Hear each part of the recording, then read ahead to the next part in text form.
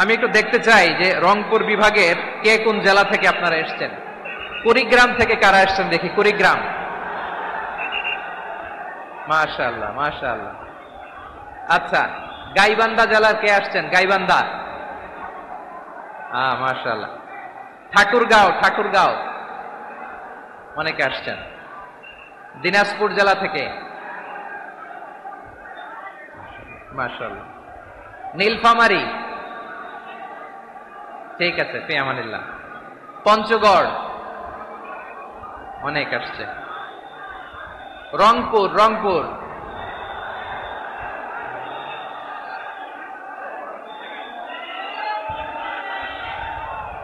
মাশাআল্লাহ মাশাআল্লাহ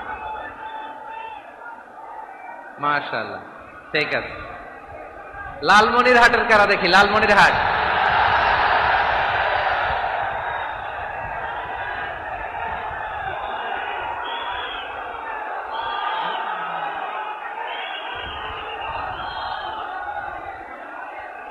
মাশাআল্লাহ মাশাআল্লাহ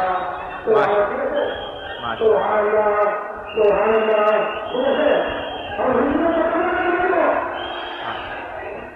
ঠিক আছে ঠিক আছে।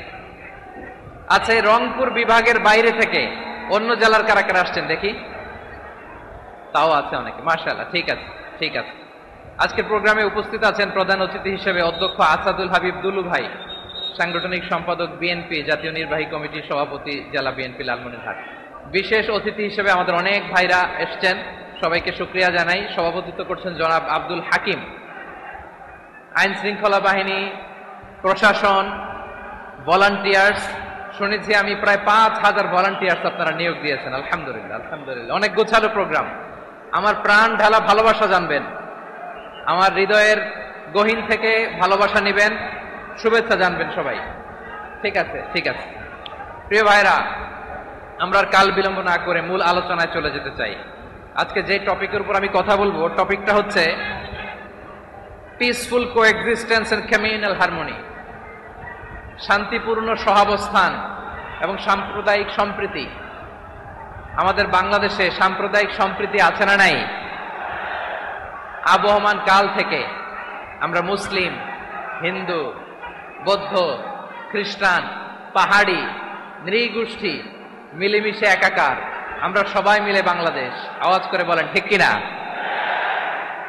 আমাদের পারস্পরিক সম্প্রীতি, ভালোবাসা, সৌহার্দ্যপূর্ণ আচরণ, বোঝাপড়া, এটা বেশ মজবুত, বেশ মজবুত। তবে মাঝে মাঝে আমাদের এই সম্প্রীতির ভেতরে অনেকে ফাটল ধরাতে চায়। আমরা যে সুখে আছি, শান্তিতে আছি, এটা অনেকের ভালো লাগে না, ঠিক কিনা বলেন? আমাদের মধ্যে সাম্প্রদায়িক সম্প্রীতি, সৌহার্দ্যপূর্ণ আচরণ, ভালোবাসা, এটা আবহমান কাল ধরে আছে। তার প্রমাণ, আমরা তাফসিরুল মাহফিলের আয়োজন করলে আমাদের হিন্দু ভাইরা ডিস্টার্ব করে না, ঠিক কিনা? এবং আমি যদি বলি হাত তোলেন, হিন্দু ধর্মের কারা কারা এসেছেন, কত শত কত হাজার যে হাত উঠবে, আপনি অবাক হয়ে যাবেন। আমি চাচ্ছি না হাত উঠাতে। খুলনাতে সর্বশেষ যে আমি প্রোগ্রাম করে গেলাম, সেখানে কয়েকশো হিন্দু ভাই আসছে আমাদের আলোচনা শুনতে, আলহামদুলিল্লাহ।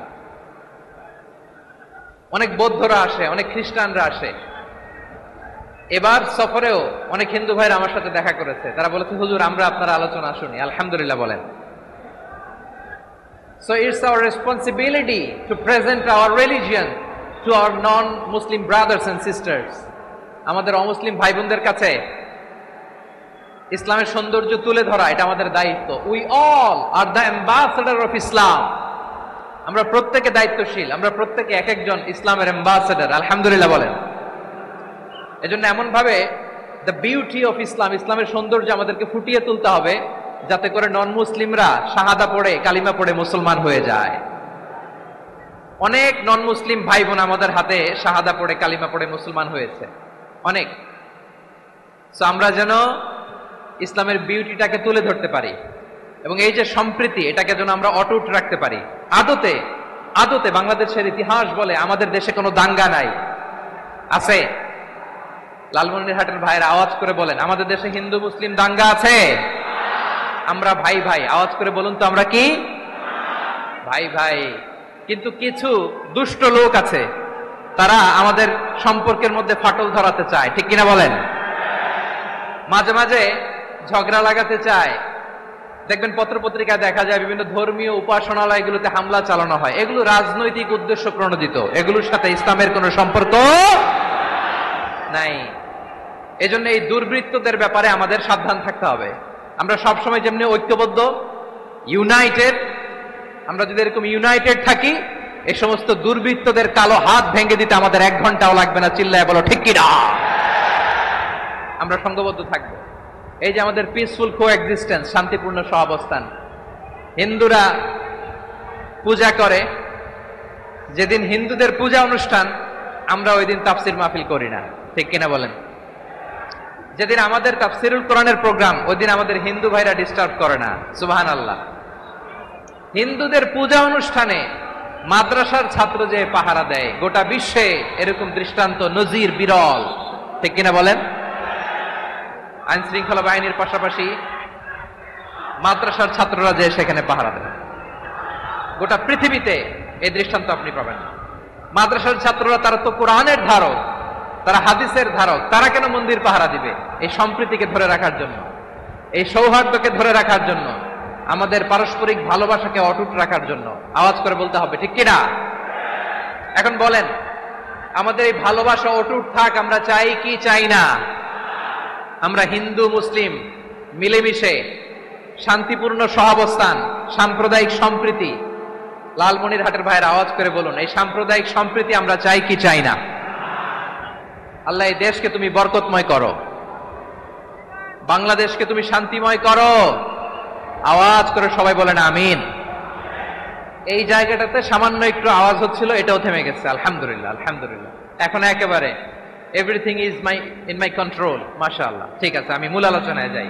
প্রিয় ভাইরা, আমি বলেছিলাম আমার আলোচনার বিষয় হচ্ছে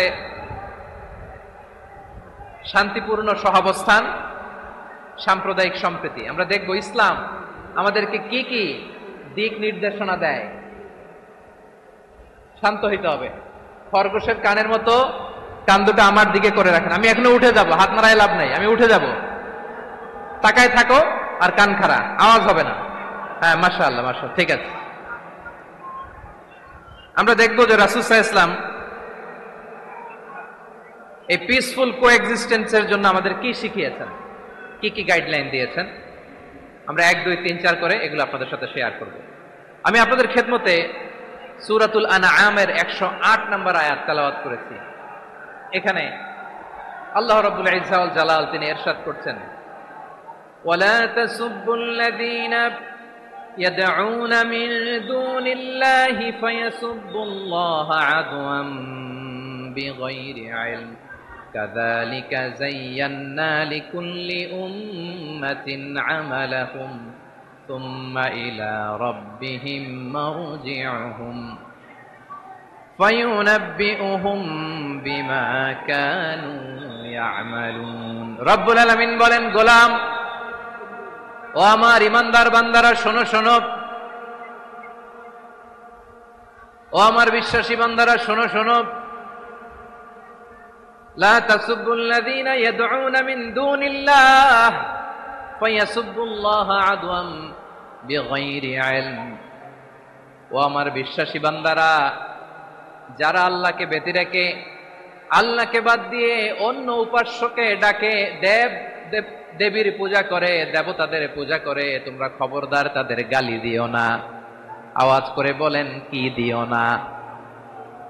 আল্লাহ বলেন, ও বিশ্বাসীরা শোনো, যারা আল্লাহকে ব্যতি রেখে দেব দেবীর পূজা করে, অন্য উপাস্যের পূজা করে, তাদেরকে ডাকে, ওই দেবতাদেরকে তোমরা গালি দিও না।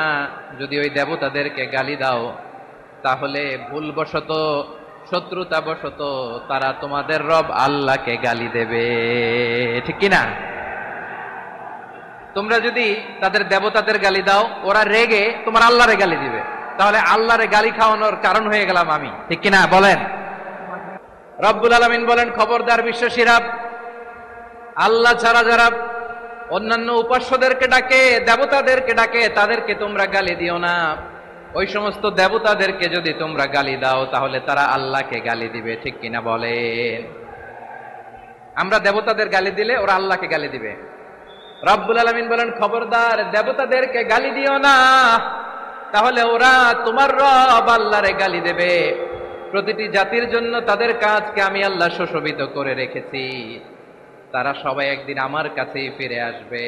এরপর আমি রব্বুল আলামিন তাদের আমলনামা তাদেরকে জানিয়ে দেব। সুবহানাল্লাহ পড়ে। প্রিয় ভাইরা, আল্লাহ তাআলা বলেছেন খবরদার গালি দিও না। আদেশটা কার? আওয়াজ করে বলেন তো। হিন্দুদের দেবতা দেবদেবীদেরকে গালি দেওয়া যাবে না।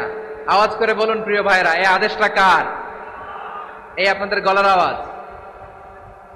অন্য ধর্মের দেবতাদেরকে যে গালি দেওয়া যাবে না, এই আদেশটা কার? আরো জোরে বলুন, কার? গালি দিবেন কোন দেবতাকে? দিবেন? যদি দেন তাহলে ওরা আল্লাহরে গালি দিবে। তাহলে আল্লাহরে গালি খাওয়াইলো কে? আপনি। ঠিক কিনা বলেন? আমি আল্লাহকে গালি খাওয়ানোর কারণ হলাম, কারণ আমি যদি গালি না দিতাম ওরা আমার রবকে গালি দিত না। আওয়াজ করে বলেন ঠিক কিনা?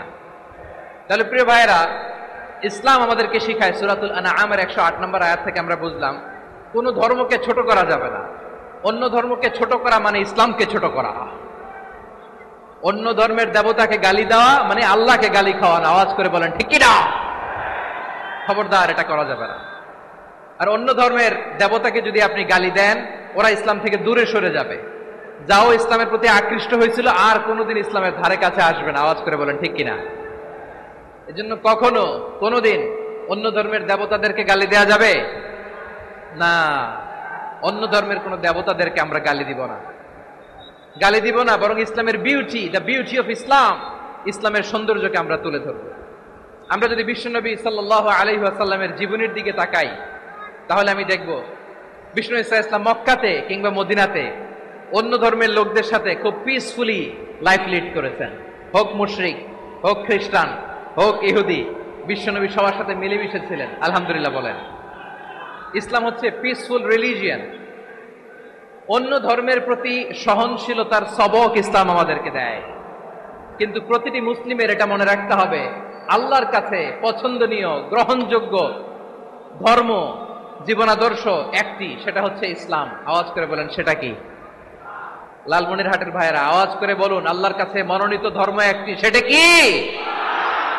এজন্য রব্বুল আলামিন বলেন, ইন্নাদ-দীনা ইনদাল্লাহিল ইসলাম, আল্লাহর কাছে মনোনীত গ্রহণযোগ্য অ্যাকসেপ্টেড ধর্ম মতাদর্শ একটা, সেটা হলো ইসলাম।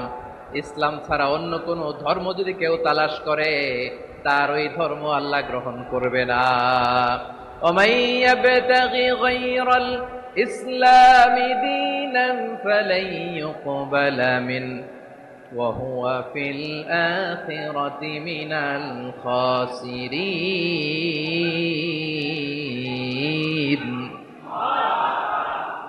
Whoever seek anything except Islam, that won't be accepted from him, and he will be loser in the day of judgment. কিয়ামতের দিন ইসলাম ছাড়া কেউ যদি অন্য কোন ধর্ম তালাশ করেছে দুনিয়াতে, তার এই মতাদর্শ গ্রহণ করা হবে না, and he will be loser.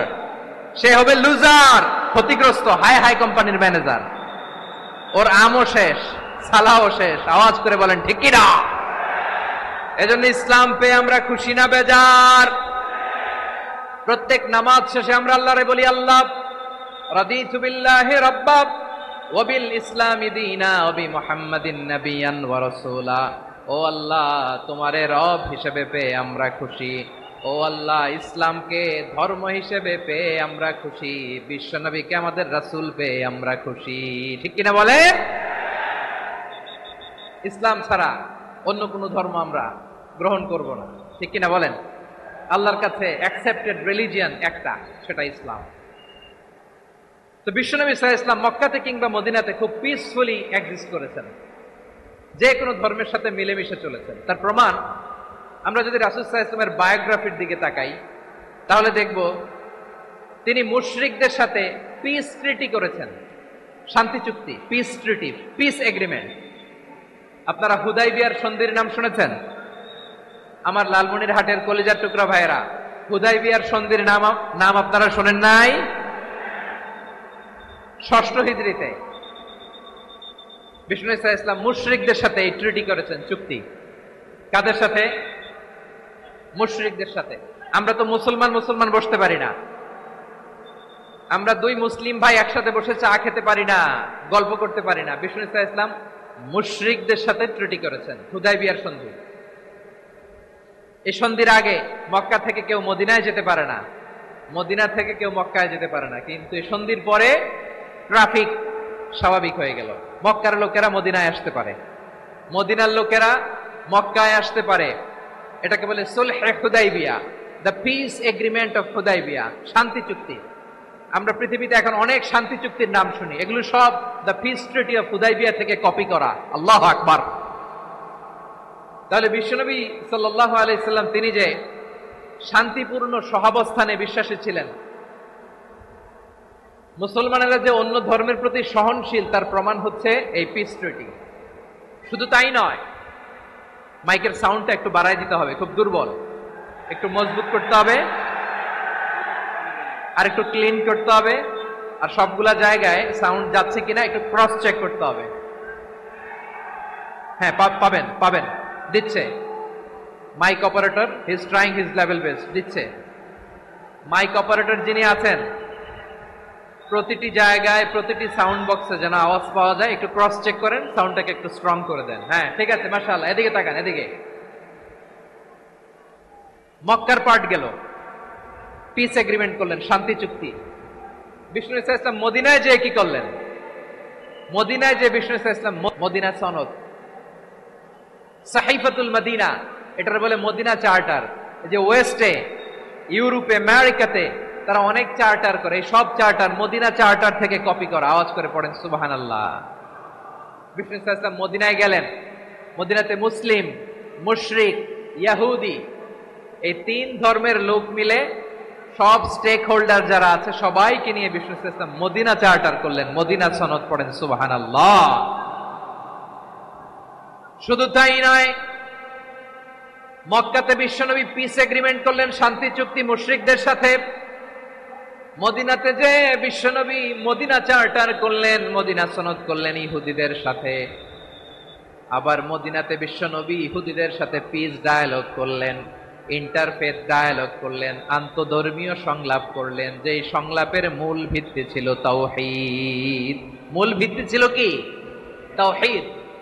বিশ্বনবী ইহুদিদেরকে ডাকলেন, আহ্বান করলেন, কুল ইয়া আহলাল কিতাবি তাআলাউ ইলা কালিমাতিন সাওয়াইন বাইনানা ওয়া বাইনাকুম আল্লা না'বুদা ইল্লাল্লাহ ওয়া লা নুশরিকা বিহি শাইআন ওয়া লা ইয়াত্তাখিযা বা'দুনা বা'দান আরবাবাম মিন দুনিল্লাহ فإن تولوا فقولوا اشهدوا بأننا مسلمون। সুবহানাল্লাহ পড়েন।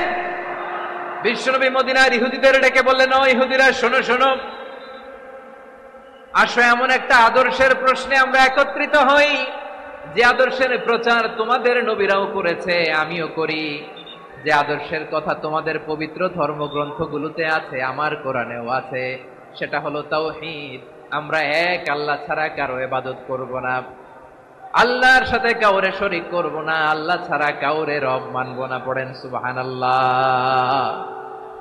তাহলে আমার প্রিয় লালমনিরহাটের ভাইরা, মদিনাতে যে তিনি মদিনা চার্টার করলেন, মদিনা সনদ, পিস ডায়ালগ করলেন, শান্তির সংলাপ, ইন্টারফেথ ডায়ালগ করলেন, আন্তধর্মীয় সংলাপ, যার ভিত্তি ছিল তাওহীদ। সুবহানাল্লাহ পড়েন। তাহলে অন্য ধর্মের প্রতি সব সময় ইসলাম সহনশীল, টলারেন্স। যদি আপনি দেখতে চান ইসলামের নবী বিশ্ব নবীর দিকে তাকান, ঠিক কিনা বলেন?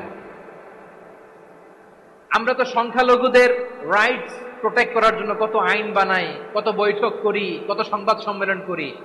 বিষ্ণু সাল্লাল্লাহু আলাইহি ওয়াসাল্লাম সংখ্যালঘুদের রাইটস এর ব্যাপারে, অধিকারের ব্যাপারে যে কথা বলেছেন, শুনলে আপনি অবাক হয়ে যাবেন। বিশ্বনবী বলেন, আলা মান যালামা মুআহাদান আও ইনতাকাসাহু আও কাল্লাফাহু ফাওকা তাআতিহি আও কাল্লাফাহু ফাওকা তাকাতিহি আও আখাযা মিনহু শাইআন বিগাইরি তিবি নাফসিন ওয়া আনা হাজিজুহু ইয়াউমাল কিয়ামা। খবরদার, জেনে রাখো, কেউ যদি কোনো সংখ্যালঘুর উপরে অত্যাচার করে, কোন সংখ্যালঘুর প্রাপ্য থেকে যদি কেউ কাউকে ঠকায়, সংখ্যালঘুর উপর যদি কেউ কষ্ট দেয়, কোন সংখ্যালঘুর সম্পদ যদি কেউ জোর করে কেড়ে নেয়, আমি কিয়ামতের দিন বিশ্বনবী ওই সংখ্যালঘুর পক্ষে আর ওই মুসলমানদের বিপক্ষে বাদী হয়ে দাঁড়াবো। সুবহানাল্লাহ বলতে পারলেন না? আল্লাহু আকবার। আপনি নামাজি, আপনি মুসল্লি, আপনি হাজী সাহেব, তাহাজ্জুদ পড়তে পড়তে কপালে দাগ ফেলে দিছেন, আপনার প্রতিবেশী হিন্দু, ভাবছেন আমার তো পাওয়ার আছে, ওর জমিটা দখল করি। বিশ্বনবী বলেন কিয়ামতের দিন ওই হিন্দুর পক্ষে তোর বিরুদ্ধে আমি বাদী হয়ে দাঁড়াবো। পৃথিবীর কোন ধর্মে এরকম স্টেটমেন্ট পাবেন? পাবেন? আপনি ভাবছেন আপনি নামাজ পড়লে হাজী সাহেব কপালে দাগ ফেলায় দিলে আপনি সেলসালায় জান্নাতে চলে যাবেন না? খবরদার। বিশ্বনবী বলেন কোন সংখ্যালঘুর উপর যদি কেউ আক্রমণ করে, তার প্রাপ্য তাকে না দিয়ে যদি তাকে ঠকায়, তার উপর জুলুম করে, তার সম্পদ যদি কেড়ে নেয়, আমি নবী, তুমি মুসলিম হইতে পারো, মুসল্লি হইতে পারো, তার পক্ষে তোমার বিপক্ষে আল্লাহর দরবারে বাদী হয়ে দাঁড়াবো। আচ্ছা লালমনিরহাটের ভাইরা, কথা বুঝতে পারলে আওয়াজ করে উত্তর দেন। বিশ্বনবী যদি কারো বিপক্ষে দাঁড়ায় কিয়ামতের দিন, আই রিপিট, আমি আবারও বলছি, বিশ্বনবী যদি কিয়ামতের দিন কারো বিপক্ষে দাঁড়ায়, ও তো সেলসালায়া জান্নাতি, তাই না? জান্নাতি না? যে নবীর সুপারিশ ছাড়া জান্নাতের গেটও দেখা যাবে না, ওই নবী যদি বলে তোর বিপক্ষে আমি বাদী হয়ে দাঁড়াবো, ওই জান্নাতে আর ঢোকার কোন সুযোগ আমাদের থাকবে? এখানেই শেষ না আমার প্রিয় লালমনিরহাটের ভাইয়েরা, এখানেই শেষ নয়। বিশ্বনবী বলেন মান কাতালা মুআহাদান, বুখারীর বর্ণনা, মান কাতালা মুআহাদান লাম ইয়ারাহ রাইহাতাল জান্নাহ। কেউ যদি, কোন মুসলিম যদি অন্যায় ভাবে কোন সংখ্যালঘুকে হত্যা করে, কোন হিন্দুকে হত্যা করে, কোন বৌদ্ধরে হত্যা করে, অন্যায় ভাবে কোন মুসলিম যদি কোন সংখ্যালঘুরে হত্যা করে, জান্নাতে যাওয়া তো দূরের কথা, ওই মুসলিম জান্নাতের ঘ্রাণও পাবে না। সেই বুখারীর বর্ণনা, মান কাতালা মুআহাদান লাম ইয়ারাহ রাইহাতাল জান্নাহ ওয়া ইন্না রিহাহা লা ইউজাদু মিন মাসিরাতি 40 আমা। যে জান্নাতের ঘ্রাণ 40 বছর দূরের রাস্তা থেকেই পাওয়া যায়। সুবহানাল্লাহ পড়েন। প্রিয় ভাইরা, এখান থেকে জান্নাতে পৌঁছতে লাগবে 40 বছর। এত দূর। কত বছর? সবাই বলেন কত বছর? এখান থেকে জান্নাতে পৌঁছতে লাগবে 40 বছর।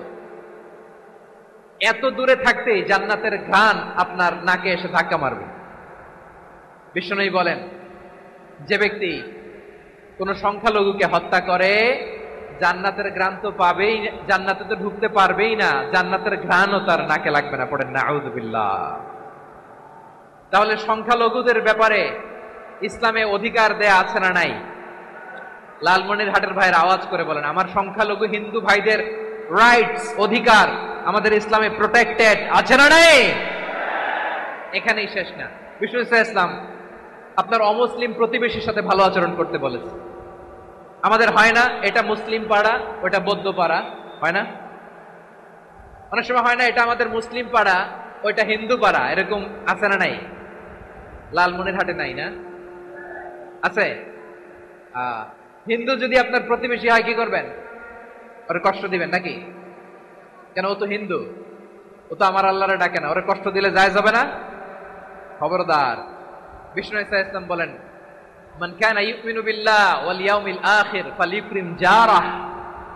যে আল্লাহ বিশ্বাস করে আর আখিরাতে বিশ্বাস করে, সেজন্য প্রতিবেশীর সাথে ভালো আচরণ করে। সুবহানাল্লাহ। কলিজা জুড়ায় যায় না আমার নবীর কথাগুলো শুনলে? যে আল্লাহ বিশ্বাস করে, যে আখিরাতে বিশ্বাস করে, সেজন্য প্রতিবেশীর সাথে ভালো আচরণ করে। এখানে বলছে মুসলিম প্রতিবেশী, বলছে নামাজি প্রতিবেশী, বলছে আল্লাহওয়ালা প্রতিবেশী, বলছে না। প্রতিবেশী আস্তিক হোক নাস্তিক হোক, প্রতিবেশী মুমিন হোক মুশরিক হোক, প্রতিবেশী হইলেই তার সাথে ভালো আচরণের দরকার আছে না নাই? আমার প্রিয় লালমনিরহাটের ভাইয়েরা, বিষ্ণু ইসলাম ওনার ইহুদি প্রতিবেশীদের দেখাশোনা করতেন। আওয়াজ না শোনা যাক, আমারও তো দেখা যায়, আমারও তো দেখা যায়। তাকায় থাকেন, তাকায় থাকলে সওয়াব হবে। কোরআনের কথা যেখান থেকে হয় এদিকে তাকায় থাকলেই বরকত। তাকায় থাকেন। জি জি, মাইক, আমি তার মাইক ঠিক করতে আসি না এদিকে, এই মাইক ঠিক করব, ওই মাইক ঠিক করব, ওদিকে পাইলট বলবে হুজুর চলে আসেন। জি বসুন, বসুন, মাশাআল্লাহ। হ্যাঁ, খুব শান্ত, ঠিক আছে। পুলিশ ভাইরা না খেয়ে দিনরাত আপনারা যাতে সুশৃঙ্খল একটা প্রোগ্রাম উপহার পান, এটাই চেষ্টা করতেছে, আপনাদেরকে কষ্ট দিতে আসে নাই, একটু একটু সহযোগিতা করেন। জি মাশাআল্লাহ, হ্যাঁ ঠিক আছে। আমার প্রিয় ভাইরা, প্রতিবেশী আস্তিক হোক নাস্তিক হোক, মুসলিম হোক হিন্দু হোক, তার সাথে ভালো আচরণ করতে হবে। বিষ্ণু ইসলাম ওনার ইহুদি প্রতিবেশীর বাসায় যেতেন। কোন প্রতিবেশী? ইহুদি। আওয়াজ করে বলেন, কোন প্রতিবেশী? ইহুদি। এক ইহুদি কিশোর বিষ্ণু ইসলামের খেদমত করতে, ইহুদি ছেলে আমার নবীর খেদমত করতো, তারা ছিল নবীর প্রতিবেশী। তো অনেকদিন হয় ইহুদি ছেলেটা আসে না। বিষ্ণুনবী খোঁজ দিলেন, ঘটনা কি? একটা ইহুদি ছেলে না আমার খেদমতে আসতো, ছেলেটা কই? খোঁজ নিয়ে জানলেন ছেলেটা অসুস্থ। বিষ্ণু ইসলাম ওই ইহুদির বাড়িতে চলে গেলেন ওই ছেলেটাকে দেখা করার জন্য, ভিজিট করার জন্য। সুবহানাল্লাহ পড়বেন না? গেলেন, যে দেখে ইহুদি ছেলেটা মুমূর্ষ, যান যান যায় যায় ভাব, বিছানায় পড়ে আছে, তার বাবা দাঁড়ানো। বিশ্বনবী তার মাথার পাশে বসলেন, মাথায় হাত বুলিয়ে দিলেন, আর ছেলেটাকে বললেন আসলিম, হে ইহুদি ছেলে, আসলিম, ইসলাম ধর্ম গ্রহণ করো।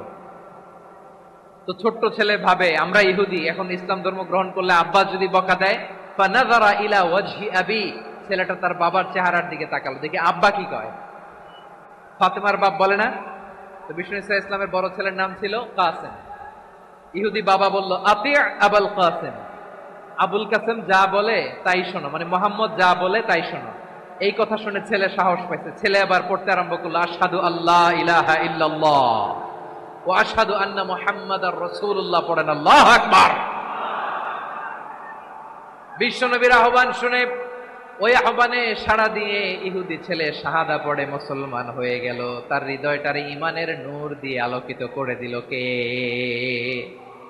প্রিয় ভাইরা, এবার রাসূল সাল্লাল্লাহু আলাইহি ওয়াসাল্লাম বের হয়ে আসলেন ঘর থেকে, আর বললেন আলহামদুলিল্লাহিল্লাযী আনকাযাহু মিনান নার, প্রশংসা সে আল্লাহর যে আল্লাহ জাহান্নামে চলে যাচ্ছিল প্রায় এমন একটা লোককে মুহূর্তের মধ্যে কালেমায়ে শাহাদাতের বদৌলতে জান্নাতি বানায় দিলেন। আওয়াজ করে পড়েন সুবহানাল্লাহ। এই হাদিস থেকে আমরা কি শিখলাম? What is the moral of the story? এক নম্বর স্টোরি হলো, প্রতিবেশী ইহুদি হোক হিন্দু হোক, যাবেন, সুসম্পর্ক রাখবেন, উপহার দিবেন, বিপদে পাশে দাঁড়াবেন, তাইলেই তো আপনাদের প্রতি, মুসলমানদের প্রতি তারা আকৃষ্ট হবে, ঠিক কিনা বলেন? আপনি যদি হিন্দুদের সাথে বৌদ্ধদের সাথে নাই মিশেন, নাস্তিকের কাছে নাই যান, তো ইসলামের সৌন্দর্যটা ওরা বুঝবে কেমনে? আমার অনেক হিন্দু পরিচিত ভাই আছে, ওরা আমাদের ইফতারির প্রোগ্রামে এসে একসাথে ইফতারি করে। অনেক মদখোর আমার সাথে বসে একসাথে ডিনার করে, হাফ প্যান্ট পরা, গলায় স্বর্ণের চেইন, হাতে স্বর্ণের ব্রেসলেট, আইসা আমার সাথে ডিনার করছে, আছে এরকম। গাঁজাখোর, আমি বলি আসো, welcome welcome to my dinner, আসো বসো, বসলেই তো আমি ওর ডিএনএ, চিন্তার ডিএনএ চেঞ্জ করে দেওয়ার সুযোগ পাবো। চিল্লায় বলো ঠিক কিনা? আসতে হবে আমার কাছে। Our door is open, the door of Islam is open 24/7। সব সময় আমাদের ইসলামের দরজা আমার অমুসলিম ভাইদের জন্য খোলা আছে না নাই? এই হাদিস থেকে দুইটা শিক্ষা। এক নম্বর শিক্ষা, প্রতিবেশী মুসলিম হোক অমুসলিম হোক, যান, অসুস্থ হইলে একটু আপেল নিয়ে যান, আঙ্গুর নিয়ে যান, কমলা নিয়ে যান, তাদের সাথে ভালো আচরণ করেন। ইসলামের বিউটি দেখে, সৌন্দর্য দেখে অবাক হবে, নসিব ভালো হলে কোনোদিন কালিমা পড়ে মুসলমান হয়ে যাবে, ঠিক কিনা বলেন? তাহলে অমুসলিমের সাথে ভালো সম্পর্ক। বিশ্বনবী ইহুদির বাড়িতে গেলেন, ইহুদির বাড়ি, আর আমার মুসলমান ভাই আমার কাফের বলে, এরকম আছে না নাই? মুসলিম মুসলিমরা দেখতে পারে না, সহ্য করতে পারে। বিষ্ণু ইসলাম ইহুদির বাড়িতে গেলেন, এটা একটা শিক্ষা। আরেকটা শিক্ষা হলো, ভাইয়েরা ধাক্কা মেরে এসে সামনে এসে কি লাভ? প্রোগ্রাম তো শেষ হচ্ছে, এখনই শেষ হচ্ছে। তো এই যে আমাদের বকশি ভাই ওয়াদা নিল, হাত তোলালো, মিম বলে এত কথা বললো, তো আমি জেলায় জেলায় যে খালি হাত নাড়াই তোমাদের জন্য নাকি? হ্যাঁ, হাত নাড়াই শুধু। এই ধাক্কাইতে ধাক্কাইতে এদিকে এসে হাত নাড়াইতেছে, হয়েছে তো, দেখলাম তো, ঠিক আছে, মাশাআল্লাহ, অনেক সুশৃঙ্খল, অন্যান্য যে কোনো জেলার জন্য সুশৃঙ্খল। আমার দিকে তাকাও, আমার দিকে তাকাও, ঠিক আছে। এই যে দাঁড়িয়ে আছে, একটা ছেলে নড়ে না, দেখছেন? মাশাআল্লাহ মাশাআল্লাহ মাশাআল্লাহ। হ্যাঁ, এইভাবেই। আর কয়েকটা মজাদার কথা আছে, শোনো। এই হাদিস থেকে আমাদের শিক্ষা হলো, আমার প্রতিবেশী যেই ধর্মের হোক আমি সম্পর্ক রাখবো। অসুস্থ হলে যাব, কি বলেন ভাইরা, যাবেন না? যাবেন না আপনারা? আচ্ছা, 2 নম্বর শিক্ষা হলো, বিষ্ণু ইসলামের খাদেম ছিল ইহুদি, এতদিন খেদমত করলো, একদিনও বিশ্বনবী ওরা কালিমার দাওয়াত দেয় নাই। কারণ কি? বিশ্বনবী একটা ভালো সময়ের অপেক্ষা করতেছিলেন, প্রপার টাইমিং।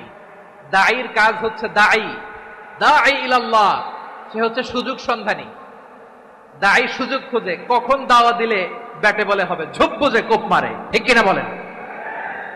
বিষ্ণু ইসলাম ভালো সময়ের অপেক্ষা করতেছিলেন, দেখি ভালো সময় আসুক আসুক আসুক আসুক। আস্তে আস্তে এমন সময় আসছে, ছেলে এবার মুমূর্ষ। অসুস্থ ব্যক্তির হৃদয় অত্যন্ত নরম থাকে। হসপিটালে যখন কেউ যায় তার হৃদয়টা বড্ড নরম থাকে, মৃত্যুর ভয়ে তার অন্তরটা নরম থাকে, ঠিক কিনা বলেন? এই প্রপার টাইমিং এর অপেক্ষা করতেছিলেন। যখনই টাইমিং পেয়েছেন, দাওয়াত দিলেন, পড়ো লা ইলাহা ইল্লাল্লাহ, সুবহানাল্লাহ পড়েন সবাই। তাহলে ইসলাম অমুসলিম প্রতিবেশীর সাথে ভালো আচরণ করতে বলে। ইসলাম অমুসলিম মাতা পিতার সাথেও ভালো আচরণ করতে বলে। মাতা পিতা যদি অমুসলিম হয় তারা ফেলে দিতে পারবেন? পারবেন? আমার লালমনিরহাটের ভাইয়েরা, অনেক হিন্দু ছেলে আমাদের হাতে শাহাদা পড়ে মুসলিম হয়, কিন্তু ওর মা মুসলমান হয় নাই, বাবাও হয় নাই। এরকম আছে না নাই? তো ও হয়েছে মুসলিম, মা বাপ হিন্দু, এখন মা বাপ কি বাদ? হ্যাঁ, মা বাপ বাদ দেয়া যাবে? যেই মা আপনারে 9 মাস 8 মাস পেটে ধারণ করলো, আপনার মায়ের নার ছেঁড়া ধন, আপনি ওই মারে বাদ দিতে পারবেন? যে মায়ের বুকের তাজা দুধ খেয়ে আপনি আজকে বাড়ন্ত তাজা তরতাজা, ওই মারে বাদ দেয়া যাবে? মায়ের এক ধারে দুধের দাম, কাটিয়া গায়ের চাম, পাপুষ বানাইলে ঋণের শোধ হবে না। এমন দরদি ভাবে কেউ হবে না আমার মাহাগো। মায়ের এক ধারে দুধের দাম, কাটিয়া গায়ের চাম, পাপুষ বানাইলে ঋণের শোধ হবে না। এমন দরদি ভাবে কেউ হবে না আমার মাহাগো, ঠিক কিনা? মাকে তো বাদ দেওয়া যায় না। وَقَضَى رَبُّكَ أَلَّا تَعْبُدُوا إِلَّا إِيَّاهُ وَبِالْوَالِدَيْنِ إِحْسَانًا। আল্লাহ বলে, অবধারিত 2টা ভার্ডিক্ট তোমাদের জন্য, এক আল্লাহর ইবাদত করবা আর মা বাবার প্রতি ইহসান করবা। আদেশটা কার? মা বাবার প্রতি ইহসান করতে হবে। আমার মা হিন্দু হোক, ভালো আচরণ করতে হবে, বৌদ্ধ হোক, ভালো আচরণ করতে হবে। আমার যে সমস্ত হিন্দু ভাইয়েরা মুসলিম হয়েছে, তোমাদের মা বাবা এখনো মুসলমান হয় নাই, তাদের সাথে ভালো আচরণ করতে হবে। আপনাদের খেদমত নিজে করতে হবে, অথবা খেদমতের ব্যবস্থা করাই দিতে হবে। মান্থলি যে খরচ লাগে এটা দিতে হবে। আরে তুমি এখন মুসলিম, তোমার মা বাবা হিন্দু, এখনই তো সুযোগ ইসলামের সৌন্দর্য দেখানোর। এখন মা বাবা যদি দেখে, আরে এটা হিন্দু থাকতে তো বদমাইশ ছিল, বেয়াদব ছিল, কি এমন ধর্ম সে গ্রহণ করলো যেটা গ্রহণের সাথে সাথে সে পাল্টে গেল? কি এমন ধর্ম সে গ্রহণ করেছে যেটা তার জীবনকে আলোকিত করে দিয়েছে? নসিব ভালো হইলে তারাও কালিমা পড়ে মুসলমান হয়ে যাবে। বিষ্ণু ইসলামের স্ত্রীর নাম ছিল আয়েশা রাদিয়াল্লাহু তাআলা আনহা, আবু বকর রাদিয়াল্লাহু তাআলা আনহুর মেয়ে। আবু বকর রাদিয়াল্লাহু তাআলা আনহুর আরেক মেয়ের নাম হচ্ছে আসমা। কি নাম? দুজনই আবু বকর রাদিয়াল্লাহু তাআলা আনহুর মেয়ে, আসমা আর আয়েশা। নাম দুইটা কেমন লাগে? আসমা নামটা কেমন লাগে? আয়েশা নামটা কেমন লাগে? সবার ভালো লাগে নাই? নাম দুটো আপনাদের ভালো লাগে? লালমনিরহাটে অনাগত যদি কন্যা সন্তান হয়, যদি মনে চায় আসমা রেখে দিতে পারবেন, যদি মনে চায় আয়েশা রেখে দিয়েন।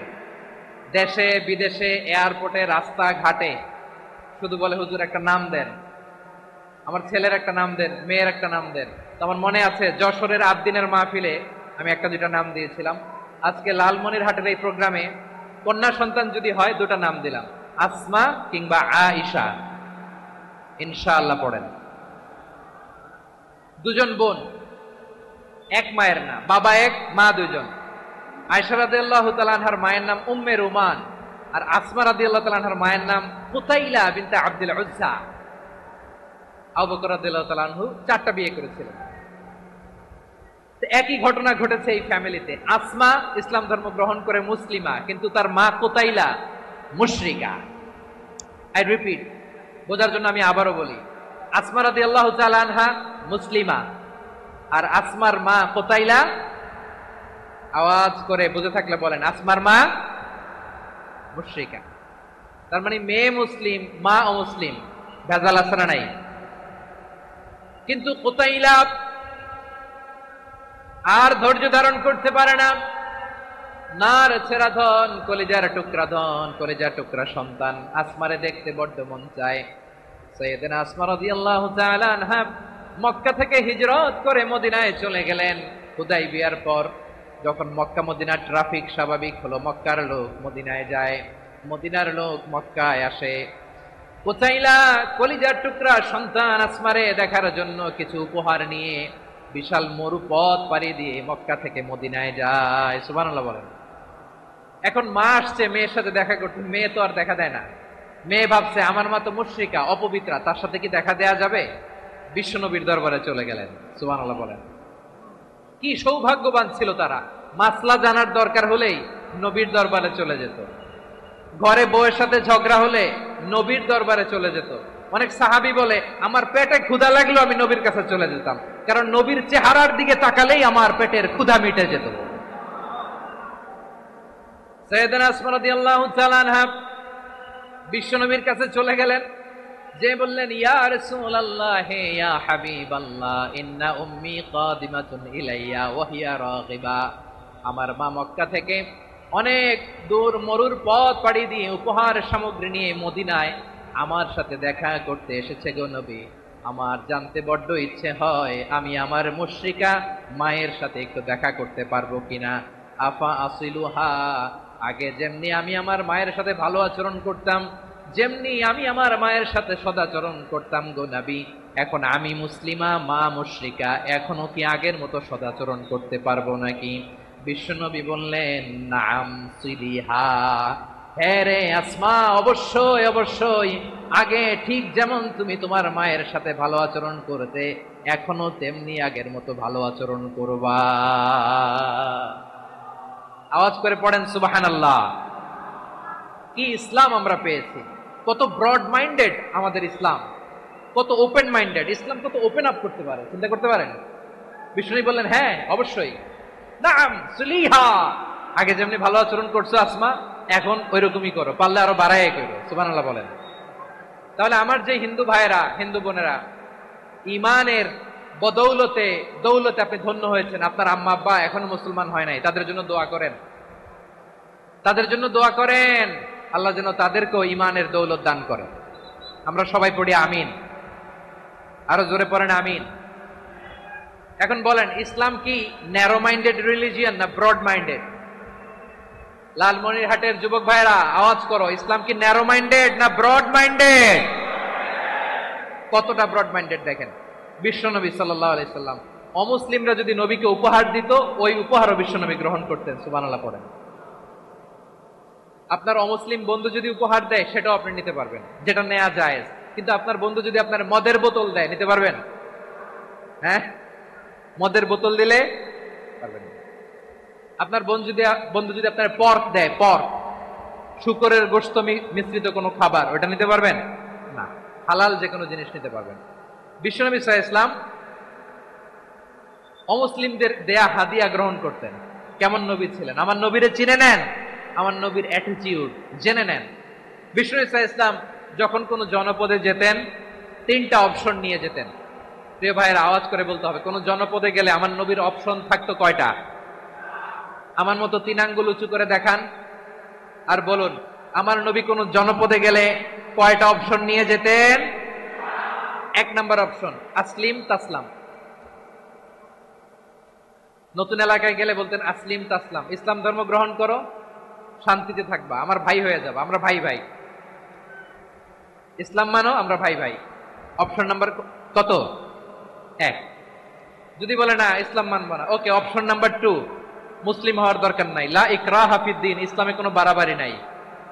খ্রিস্টান আছো থাকো, বৌদ্ধ আছো থাকো, ইহুদি থাকতে চাও থাকো, কিন্তু আমরা যেহেতু রিজিওনাল সুপার পাওয়ার, আমাদের আন্ডারে থাকো, ট্যাক্স দিয়া থাকো, এটার বলে জিজিয়া। আলেম যারা আছেন বুঝবেন এটার আরবিতে কি বলে, জিজিয়া। You pay us the tax, we will give you the security. তোমরা ট্যাক্স দিবা, আমরা সিকিউরিটি দিব, আমাদের আওতায় থাকবা, কেউ তোমাদেরকে আক্রমণ করতে পারবে না, আমরা নিরাপত্তা দিব। সুবহানাল্লাহ বলেন। এটা অপশন নাম্বার কত? আচ্ছা বুঝে থাকলে বলেন, 1 নাম্বার অপশন কি ছিল? ইসলাম। ইসলাম মানো শান্তিতে থাকবা, ভাই ভাই, আমরা ভাই ভাই। অপশন নাম্বার 2, ট্যাক্স দাও, আমরা নিরাপত্তা দিব, মুসলিম হওয়া লাগবে না।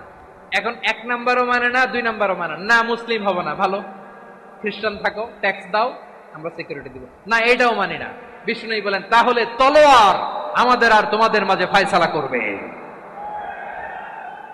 মুসলিমও হব না, ট্যাক্স দিবা, নিরাপত্তা দিব, আমরা সুপার পাওয়ার, আমাদের আন্ডারে থাকবে, এটাও না। তাহলে তোমাদেরকে তো আমরা বিশ্বাস করতে পারি না, কখন না কখন বিশ্বাসঘাতকতা করো, কার সাথে মিলে হাত মিলাও, তলোয়ার আমাদের মাঝে ফয়সালা করবে। তখন তিনি জেহাদের সশস্ত্র সংগ্রামের ঘোষণা দিতেন। সুবহানাল্লাহ পড়েন।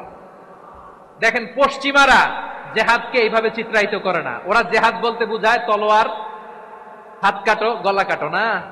জেহাদ সশস্ত্র সংগ্রাম 3 নম্বরে। অধিকাংশ ক্ষেত্রেই বিশ্বনবীর সুন্দর আচরণ দেখে, আরে আমার নবীর যে নুরানি চেহারা, অনেকে তো কেবল সিরেফ চেহারাটা দেখেই কালিমা পড়ে মুসলমান হয়ে গিয়েছে। যারা মুসলিম হয় নাই তারা তাদের ইসলামেই বলবৎ ছিল, ট্যাক্স দিয়ে ইসলামের আন্ডারে ছিল। যারা এটাও মানে নাই ওইটাও মানে নাই, তাদের বিরুদ্ধে জেহাদ। বিষ্ণু ইসলাম 7ম হিজরিতে যখন খায়বার বিজয়ের পরে ইসলাম রিজিওনাল সুপার পাওয়ার হিসেবে আত্মপ্রকাশ করলো, বিশ্বনবী চিঠি লিখলেন অন্যান্য সুপার পাওয়ারের কাছে, রাষ্ট্রীয় চিঠি লেখে এক রাষ্ট্রপ্রধান আরেক রাষ্ট্রপ্রধানের কাছে, ঠিক কিনা বলেন? জানেন না আপনারা, এই যে 24-এর ছাত্র নাগরিক অভ্যুত্থানে, এই অভ্যুত্থান যখন শুরু হয়, আমি তখন সাউথ আফ্রিকাতে, একটা স্ট্যাটাস দিয়েছিলাম, কোটা নয় গোটা দেশ সংস্কার করা লাগবে।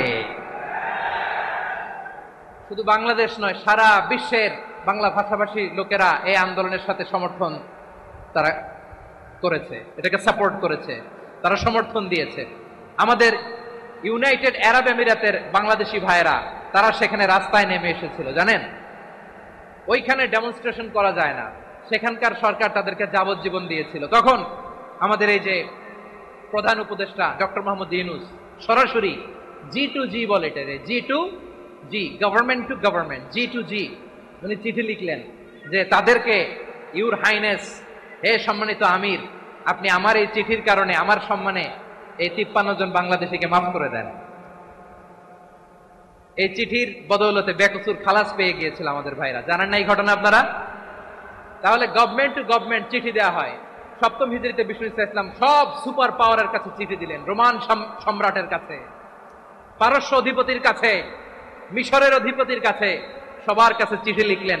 চিঠির ভাষা ছিল এরকম, মিন মুহাম্মাদিন রাসূলিল্লাহ ইলা মুকাওকিস আযীমিল কিবত, মুহাম্মদ রাসূলুল্লাহর পক্ষ থেকে মিশরের বাদশার কাছে, আসলিম তাসলাম, ইসলাম মানো শান্তিতে থাকবা, সালামুন আলা মান ইত্তাবাআল হুদা, শান্তি তার জন্য যে হেদায়েতের অনুসরণ করে। সুবহানাল্লাহ পড়েন।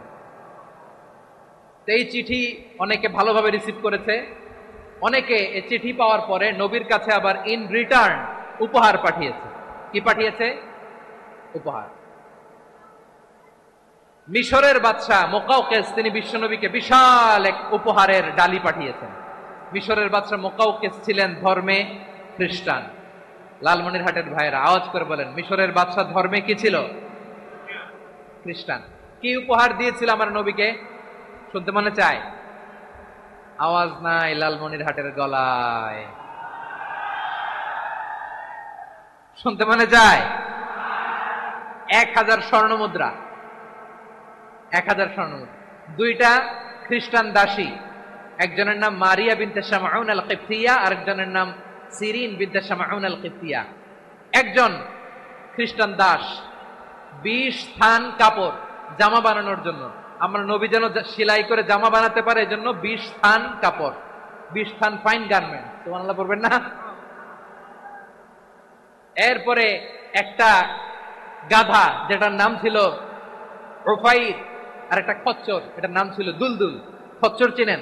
গাধা আর ঘোড়ার ক্রসিং এ যে প্রাণীটা দুনিয়াতে আসে ওটার খচ্চর বলে। এই যে সুপার পাওয়ার, খ্রিস্টান বাদশার কাছে নবী চিঠি লিখলেন, ওই খ্রিস্টান বাদশা আমার নবীকে উপহার দিল, বিশ্বনবী এই উপহারগুলো সানন্দে গ্রহণ করেছে। সুবহানাল্লাহ পড়বেন না? তাহলে অমুসলিম কেউ যদি আপনাকে উপহার দেয়, হালাল উপহার হলে আপনি গ্রহণ করতে পারবেন। অনুরূপ ভাবে পারস্যের বাদশাহ, রোম সম্রাট বিশ্বনবীকে উপহার পাঠিয়েছেন, আমার নবী সবগুলো উপহার গিফট গ্রহণ করেছেন। সুবহানাল্লাহ বলেন। তাহলে প্রিয় লালমনিরহাট, আওয়াজ করে বলুন, ইসলাম কি ন্যারো মাইন্ডেড রিলিজিয়ন না ব্রড মাইন্ডেড? আম্মাজান আয়েশার কাছে মাসালা জানতে চায় মেয়েরা, হে আম্মাজান, অগ্নি উপাসকেরা তাদের ঈদের দিন নওরোজের সময় আমাদেরকে পাখি দেয়, নেওয়া যাবে? উনি বললেন, ওরা জবাই করে দিলে নেওয়া যাবে না, কিন্তু ওরা যদি ফলমূল এরকম খাবার দেয় এগুলো নেওয়া যাবে। তার মানে অমুসলিমদের দেয়া উপহার এটা গ্রহণ করা যায়। সুবহানাল্লাহ বলেন। শুধু তাই নয়, বিষ্ণু ঈসা ইসলাম অমুসলিমদের সাথে আর্থিক লেনদেনও করেছেন, ফিনান্সিয়াল ডিলিং করেছেন। অমুসলিমদের সাথে প্রয়োজনে আপনি ফিনান্সিয়াল ডিলিং করতে পারবেন। আমরা প্রায় দেখি বাজারের মিষ্টির দোকানগুলো আমার হিন্দু ভাইদের। লালমনিরহাটে মিষ্টির দোকান, দইয়ের দোকান কারা চালায়? হিন্দুরা চালায় না? তারপরে যে বারবার শপ, চুল কাটে যে নাপিত, অধিকাংশ নাপিতের দোকানে কারা? আমার হিন্দু ভাইরা। আপনি চুল কাটতে পারবেন কিনা? পারবেন কিনা বলেন? পারবেন। তার দোকান থেকে দই মিষ্টি কিনতে পারবেন কিনা? হ্যাঁ, আমার মুসলিম ভাইয়ের দোকান থাকলে ওইটারে আমি বেশি প্রায়োরিটি দিব, ঠিক কিনা? কিন্তু যদি তাদের সার্ভিস নিতে চান, প্রোডাক্ট নিতে চান, পারবেন। তার দলিল সহিহ বুখারী, আম্মা জান আয়েশা রাদিয়াল্লাহু তাআলা আনহা বলেন, ইশতারা রাসূলুল্লাহ সাল্লাল্লাহু আলাইহি ওয়াসাল্লাম মিন ইয়াহুদিন তুআমান ওয়া রাহানাহু দিরআহু মিন হাদিদ। রাসূল সাল্লাল্লাহু আলাইহি ওয়াসাল্লাম এক ইহুদির কাছ থেকে, কার কাছ থেকে? সবাই বলে নাই। কার কাছ থেকে? আমার নবী, পেয়ারা নবী এক ইহুদির কাছ থেকে জব কিনেছিল। জব, বার্লি, যেটা দিয়ে রুটি বানায়। ওই জবের দাম দেওয়া টাকা পয়সা নবীর কাছে ছিল না। ফলে নবী ওনার একটা পোশাককে মর্গেজ রেখেছিলেন, মর্গেজ, বন্ধক, যে এখন এটার দাম দিতে পারবো না, কয়েক কেজি বার্লি নিয়ে যাই আর বন্ধক হিসেবে আমার জামাটা রেখে গেলাম, যেদিন দাম দিব ওই দিন জামাটা ছুটাই নিয়ে যাব। সুবহানাল্লাহ পড়বেন না? বাকিতে নিছিলেন, বাকিতে। দিরআহু মিন হাদিদ, লোহার তৈরি বর্ম, মানে যুদ্ধের পোশাক, লোহা দিয়ে বানানো। বিষ্ণুনবী বললেন, কয়েক কেজি জব দাও, টাকাটা পরে দিব, এখন টাকা নাই, বন্ধক হিসেবে, মর্গেজ হিসেবে আমার জামা রেখে গেলাম, যখন টাকা দিব জামা ছুটায়। এ থেকে বোঝা গেল অমুসলিমদের সাথে ফিনান্সিয়াল ডিলিং করা যায়, অর্থনৈতিক লেনদেন করা যায়, কেনাবেচা করা যায়, প্রোডাক্ট কেনা যায়। এমনকি আমাদের মসজিদে নববীতে বারান্দায় আপনারা একটা অটোমেটিক ফ্লাইং আমব্রেলা দেখছেন? সূর্য যখন বাড়ে মসজিদে নববীর বারান্দায় ইয়ার্ডের মধ্যে অটোমেটিক্যালি কিছু আমব্রেলা আছে, সাঁ করে খুলে যায়, আর সূর্যের তাপ লাগে না। আবার সন্ধ্যাবেলায় এই আমব্রেলা গুলো ওরা ক্লোজ করে ফেলে। দেখেন নাই না? দেখছেন?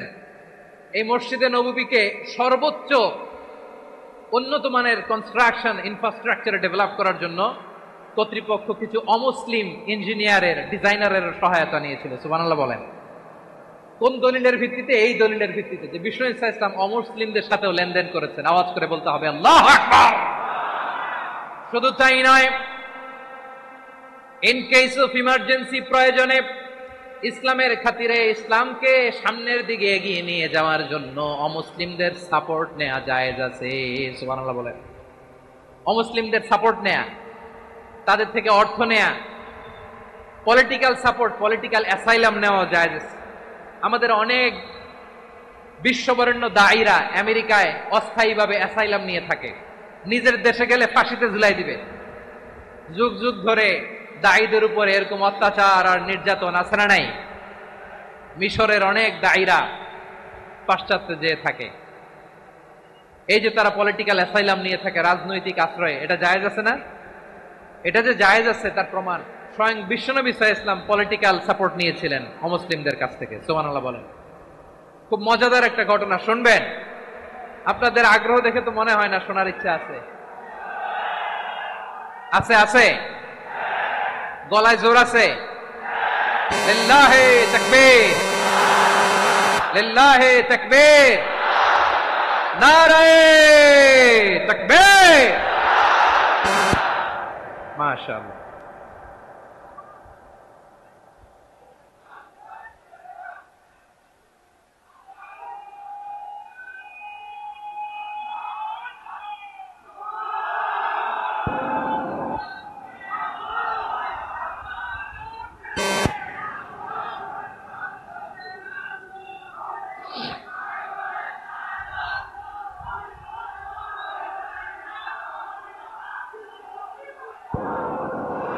মাশাআল্লাহ, মাশাআল্লাহ।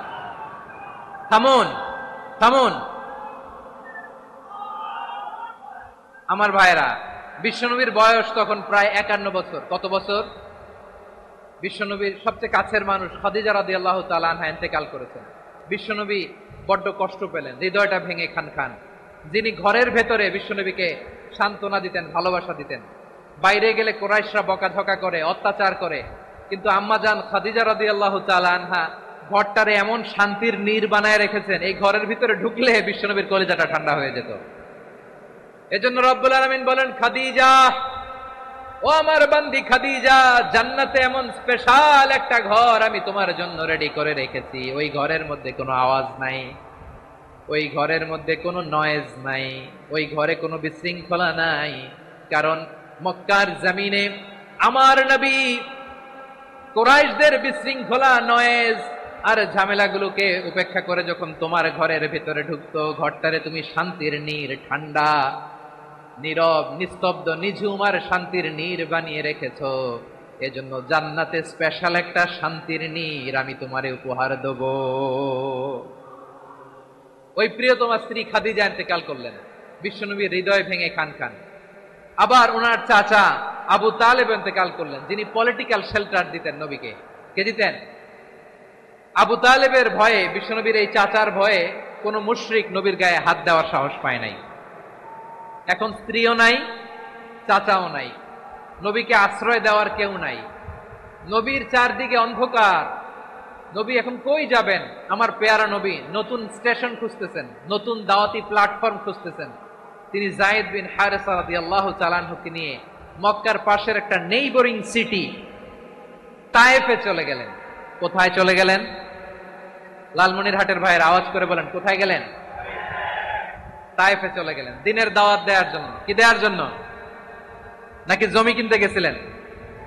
জমি কিনতে? দুনিয়ার যশ খ্যাতির জন্য? নিজের কোনো লাভের জন্য? তায়েফবাসীদেরকে জাহান্নামের আগুন থেকে বাঁচানোর জন্য। আওয়াজ করে বলতে হবে, ঠিক কিনা?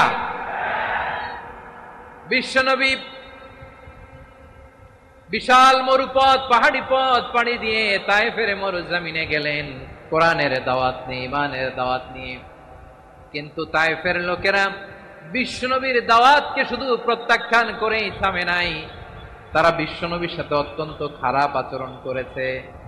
বিশ্বনবীকে শারীরিকভাবে হেনস্থা করেছে, আমার নবীকে শারীরিকভাবে অত্যাচার করেছে, আমার পেয়ারা নবীর গায়ে পাথর মেরেছে, বিশ্বনবীর গা বেয়ে ঝরঝর করে রক্ত ঝরেছে, নবী জামিনের মধ্যে লুটিয়ে পড়েছেন, আবার মেরেছে, আবার নবী হাঁটতে শুরু করলেন, পেছন থেকে আবার মেরেছে, আবার নবী রক্তাক্ত হয়ে জামিনের মধ্যে লুটিয়ে পড়লেন, আবার মেরেছে। বিশ্বনবীর মতো এত সুস্ত্রী মানব, বিশ্বনবীর মতো এত শুভ্র মানব, বিশ্বনবীর মতো এমন চমৎকার দেহাবয়ব দিয়ে রব্বুল আলামিন কাউকে বানান নাই। এরকম চমৎকার মানুষটাকে তারা তায়েফের ওই জমিনে রক্তাক্ত করেছে। বিশ্বনবী দুনিয়ার কোনো স্বার্থের জন্য সেখানে যান নাই, নিজের কোনো লাভের জন্য, প্রাপ্তির জন্য যান নাই, তায়েফবাসীদের জাহান্নামের আগুন থেকে বাঁচাতে গিয়েছেন। ঠিক কিনা বলেন? খেয়ে না খেয়ে দিন প্রচারের কাজে নিজেকে দিয়েছ বিলিয়ে, তায়েফের কাফিরেরা চিনল না সে আলো, দুষ্ট ছেলেদের পিছু দিল লেলিয়ে, পাথরের আঘাতে ক্ষত বিক্ষত হয়ে সারা শরীর থেকে রক্ত ঝরে। হে রাসূল তোমাকে ভুলি আমি কেমন করে, হে রাসূল তোমাকে ভুলি আমি কেমন করে। পারেন না আপনারা? ধরুন আমার সাথে, হাজার ব্যথা বেদনার পরে ফিরে আসনি তুমি আপন ঘরে, দিনের আলো তুমি ছড়িয়ে দিতে চলে গেলে মদিনায় মক্কা ছেড়ে। হে রাসূল তোমাকে ভুলি আমি কেমন করে। হে রাসূল তোমাকে ভুলি আমি কেমন করে। ঠিক কিনা বলেন? প্রিয় ভাইরা, তায়েফের ছেলেরা নবীকে রক্তাক্ত করলো। আমার নবী কই যাবে? কই যাবে? মক্কায় জায়গা নাই, তায়েফে জায়গা নাই। তায়েফ থেকে ভারাক্রান্ত মন নিয়ে আমার নবী মক্কায় ফিরে আসলেন। বিশ্ব নবী মক্কায় ঢুকতে পারেন না। মক্কার মরুভূমির দিকে তাকিয়ে, উপত্যকার দিকে তাকিয়ে বিশ্বনবী ধা ধা করে কাঁদেন, ঝরঝর করে। নবীর চেহারা মোবারক থেকে চোখের পানিগুলো বেয়ে বেয়ে পড়ে।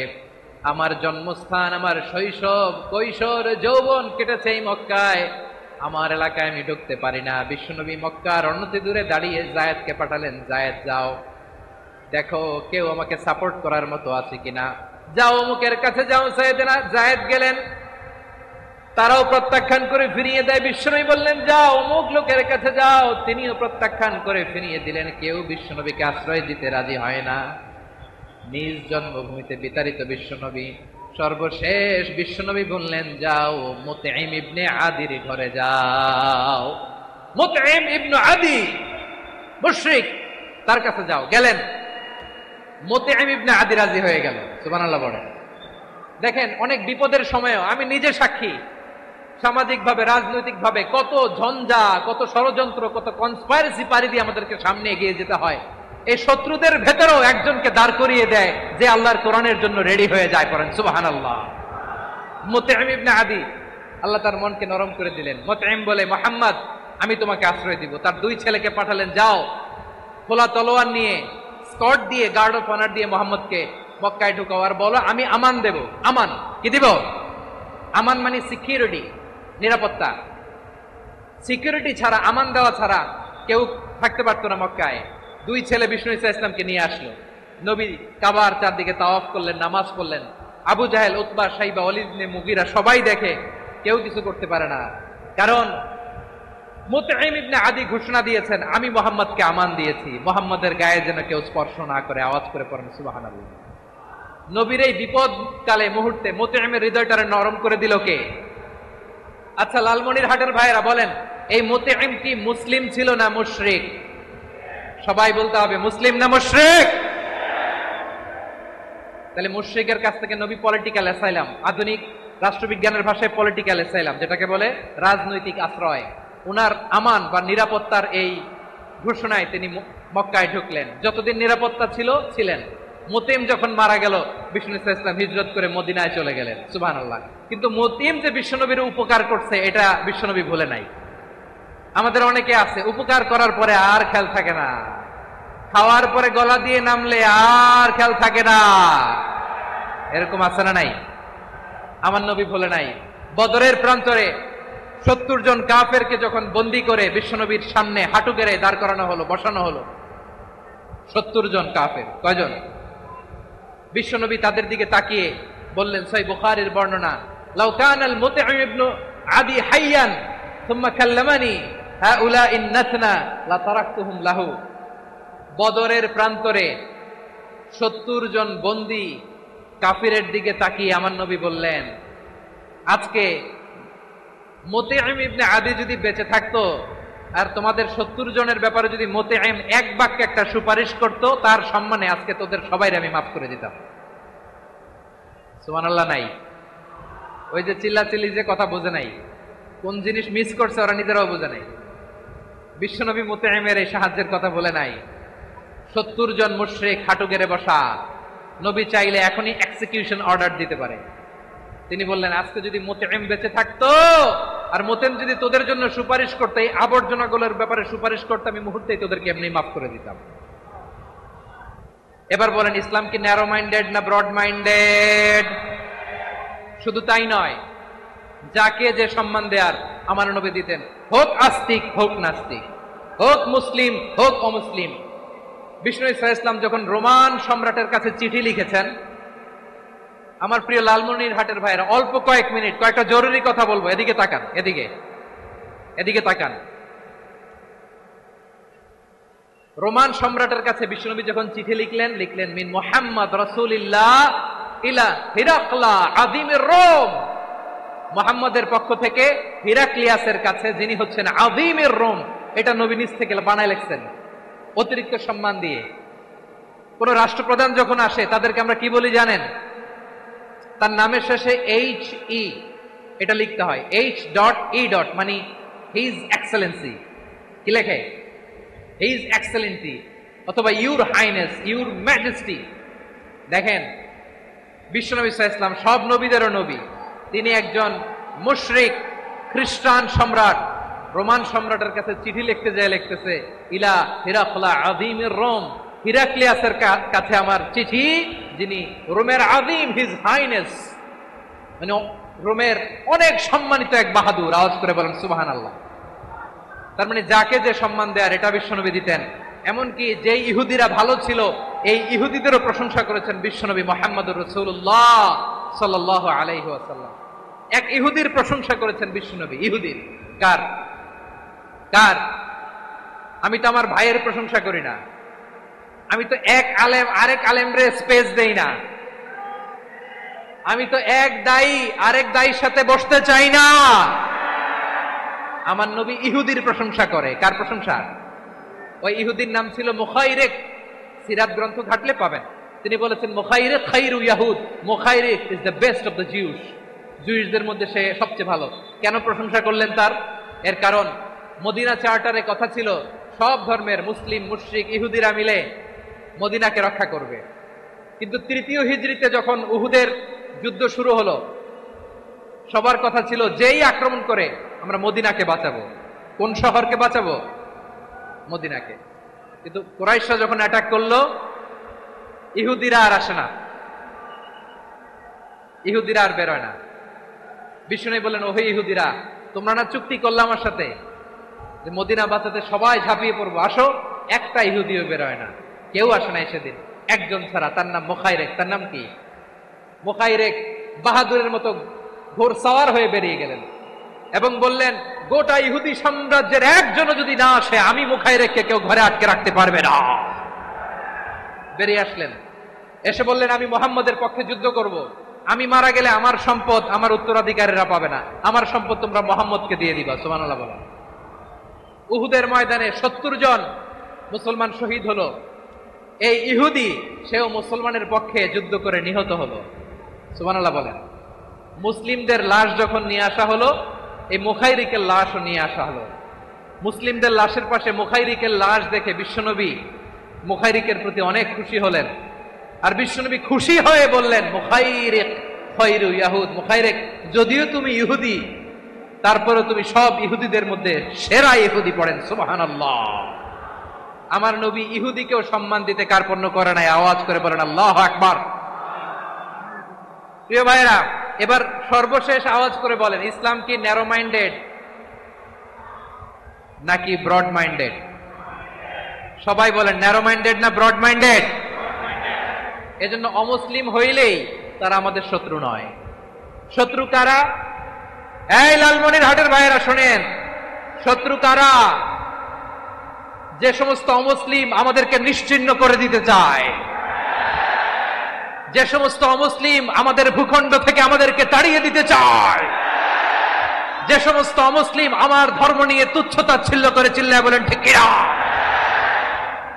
তারা আমাদের শত্রু। সাধারণ অমুসলিমরা আমার শত্রু নয়। এই যে হিন্দুরা থাকে, এরা আমার ভাই, বৌদ্ধরা আমার ভাই, খ্রিস্টানরা আমার ভাই, ইহুদিরা আমার ভাই। তারা দিনই ভাই নয়, তারা মায়ের পেটের ভাই নয়, তারা মানবিক দিক থেকে ভাই। ও মানুষ, আমিও মানুষ। ইসলাম মানুষকে সম্মান করে, চিল্লায় বলো ঠিক কিনা। যারা আমাদের অস্তিত্বকে নিশ্চিহ্ন করতে চায়, যারা আমাদের ভূখণ্ডকে দখল করতে চায়, যারা আমাদেরকে নিয়ে মকারি করে, ফান করে, টিটকারি করে, আমার ধর্ম নিয়ে খেলা করে, তাচ্ছিল্য করে, ওদের বিরুদ্ধে আমাদের জিহাদ। সাধারণ মুসলিম আমাদের শত্রু নয়। আপনি জানেন নিউ ইয়র্কে, আমি তো নিউ ইয়র্কে ছিলাম অনেকদিন, ওখানে ফিলিস্তিনিদের পক্ষে যখন আমরা মিছিল করেছি, অনেক ইহুদি আমাদের সাথে মিছিলে দাঁড়িয়েছে। কারণ ওরাও জানে এই ভূখণ্ড ফিলিস্তিনিদের ভূখণ্ড, আওয়াজ করে বলো লালমনিরহাট ঠিক কিনা। ইসরায়েলের রাজধানী তেল আবিবে অনেক ইহুদিরা বেঞ্জামিন নেতানিয়াহু তার বিরুদ্ধে মিছিল করেছে। তো তারা কি আমাদের শত্রু? না। অনেক খ্রিস্টান আমাদের সাথে, আমাদের স্বার্থ রক্ষায় আমাদের পাশে দাঁড়িয়েছে। খেয়াল রাখবেন, হিন্দু আর হিন্দুত্ববাদ এক নয়, ইহুদি ধর্ম আর জায়নিজম এক নয়। জায়নিজমের বিরুদ্ধে আমাদের সংগ্রাম, আমাদের জেহাদ। চিল্লায় বলেন ঠিক কিনা। এই যে ফিলিস্তিনের ভাইরা, তারা তাদের স্বাধীনতা সংগ্রামের জন্য লড়াই করছে, করে যাচ্ছে, আমরা এটাকে সমর্থন জানাই। চিল্লায় বলো ঠিক কিনা। কাশ্মীরের ভাইরা স্বাধীনতার জন্য সংগ্রাম করছে, আমরা সেই সংগ্রামকে সমর্থন জানাই। আওয়াজ করে বলো ঠিক কিনা। যারাই আমাদের ইসলামকে নিশ্চিহ্ন করতে চায়, তাদের বিরুদ্ধে আমাদের সংগ্রাম। আওয়াজ করে বলতে হবে ঠিক কিনা। ওই সমস্ত দুর্বৃত্তদের সাথে আমাদের কোনো সম্পর্ক নাই। আমরা যদি ঐক্যবদ্ধ থাকতে পারি, ওই দুর্বৃত্তরা চান্স পাবে না। আমরা ঐক্যবদ্ধ থাকতে রাজি আছি। লালমনিরহাটের ভাইয়েরা, আমরা ঐক্যবদ্ধ থাকলে ওই দুর্বৃত্তদের কালো হাত ভেঙে দিতে আমাদের সময় লাগবে না। তাদের কালো হাত ভেঙে দিতে রাজি আছে মুসলমান? কারা কারা রাজি? দু হাত তুলে দেখাও।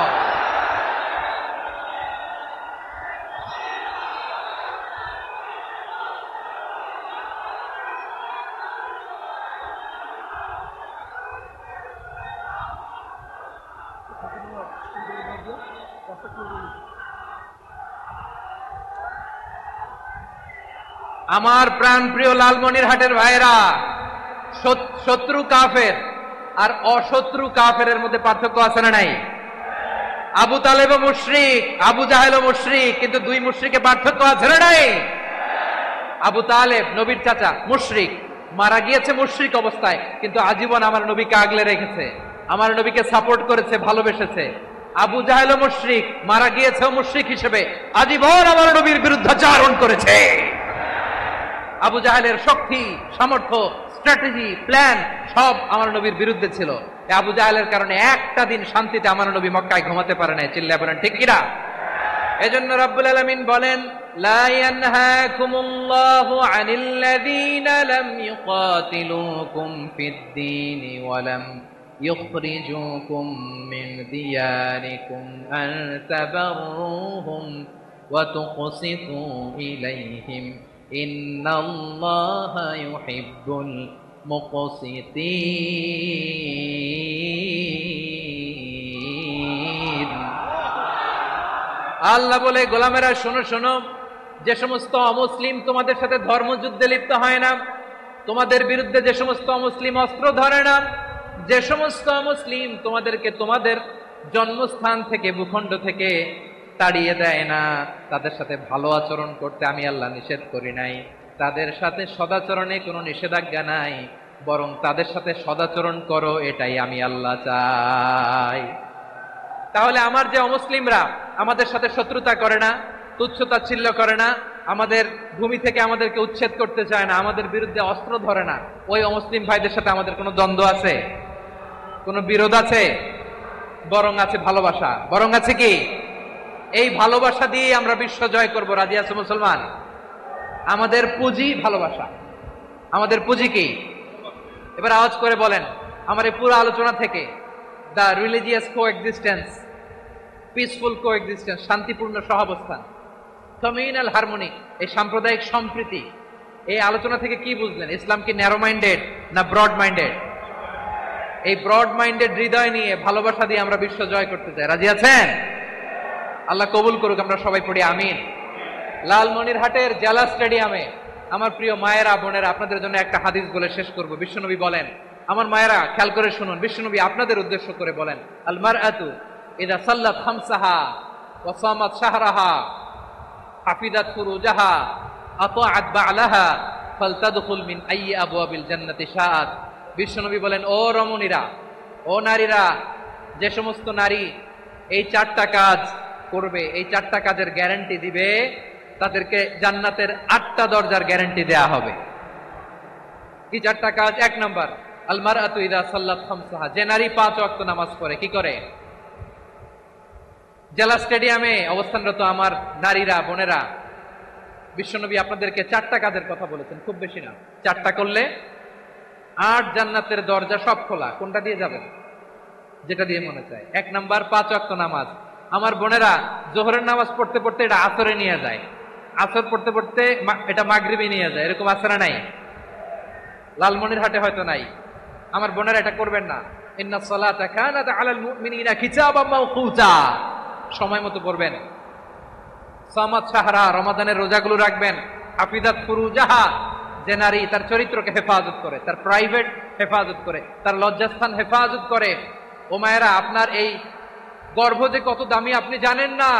আপনার এই গর্ভ থেকে জন্মাবে আগামীর সালাহুদ্দিন আল আইয়ুবী। আপনার গর্ভ থেকেই জন্মাবে ইমাম আল মাহদি আল মুনতাদার। আপনার পেট থেকে জন্মাবে আবু সাইদের মতো বীর সৈনিক। আপনার পেট থেকে জন্মাবে মুগ্ধের মতো বীর মুজাহিদ। আপনি জানেন না কে আসবে আপনার পেট থেকে। সময়টাকে কাজে লাগান, ইসলামকে বুঝেন, মানেন, আমাদের ইসলামিক লেকচারগুলো শোনেন। আমরা যে বার্তাগুলো, ইনস্ট্রাকশনগুলো, দিক নির্দেশনাগুলো আপনাদের খেদমতে রাখি, এগুলো মেনে চলুন। আপনিই পারেন আপনার ঘরটাকে জান্নাতের টুকরা বানাতে। একটা family, it's a very big institution and you are the MD, the managing director of this institution. চিল্লায় বলেন ঠিক কিনা? চাইলেই পারেন ঘরটারে জান্নাতের টুকরা বানাতে। 5 ওয়াক্ত সালাত, রমাদানের রোজা, নিজের চরিত্রের হেফাজত, ও আতাআত বালাহা, স্বামীর আনুগত্য। এটাতে অনেকে ভুল করে থাকে। হায় রে আমার বোনেরা, স্বামীর আনুগত্যকে এটা নিজের অপমান মনে করবেন না। আপনার স্বামী আপনার সবচেয়ে বড় গার্ডিয়ান, তিনি আপনার সবচেয়ে ভালো চায়। নারী কখনো গার্ডিয়ানশিপের বাইরে থাকতে পারে না।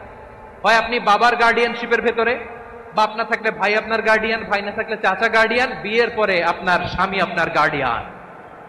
শরিয়া সম্মত স্বামীর আদেশগুলো আপনি মেনে চলবেন, কিন্তু শরিয়া বিরুদ্ধ কোনো আদেশ মানতে আপনি বাধ্য নয়। আওয়াজ করে বলুন সবাই ঠিক কিনা? এই 4টা কাজ যদি কোন নারী করে, বিষ্ণুই বলেন জান্নাতের 8টা দরজা খোলা। তোমার যেটা দিয়ে মনে চায় সেটা দিয়ে জান্নাতে তুমি এন্ট্রি নিতে পারবা। আমরা এখানে লালমনিরহাটের সোহরাওয়ার্দী ময়দানে আজকে যেমন একত্রিত হতে পারলাম, আল্লাহর জান্নাতেও যেন একত্রিত হতে পারে। আল্লাহ তুমি তৌফিক দান করো। আল্লাহ আমার এই কলিজার টুকরা যুবক ভাইদেরকে তুমি উমরে ফারুকের মতো কবুল করো। জেলা স্টেডিয়ামে অবস্থানরত আমার মা বোনদেরকে তুমি ফাতেমার মতো, খাদিজার মতো কবুল করো। আমাদের কলিজার টুকরা সন্তানদেরকে তুমি সালাহুদ্দিন আল আইয়ুবীর মতো কবুল করো। এই যে ইসলামিক সোসাইটি লালমনিরহাটকে আল্লাহ তুমি কবুল করো। আল্লাহ যে কথাগুলো বললাম এগুলো প্রথমে আমাকে, আমার সব ভাইদেরকে আমল করার তৌফিক দান করো।